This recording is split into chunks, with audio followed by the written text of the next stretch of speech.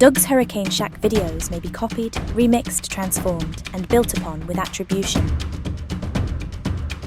Thank you to all of the subscribers to my Hurricane Shack.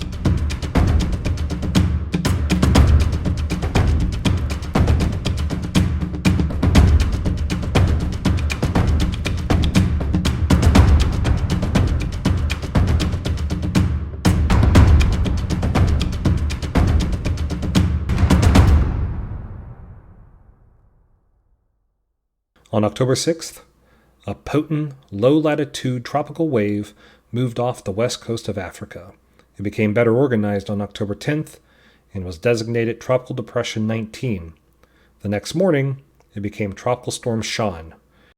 Sean remained a highly sheared storm into the next day, with its center located well west of the associated deep convection.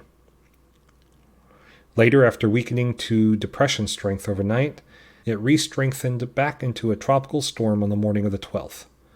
Little additional organization occurred, and by the morning of the 14th, convective bursts became intermittent and fairly short-lived. The storm weakened once again to a depression. Sean degraded slowly, lingering for a day and a half before becoming a remnant low by very late on October 15th.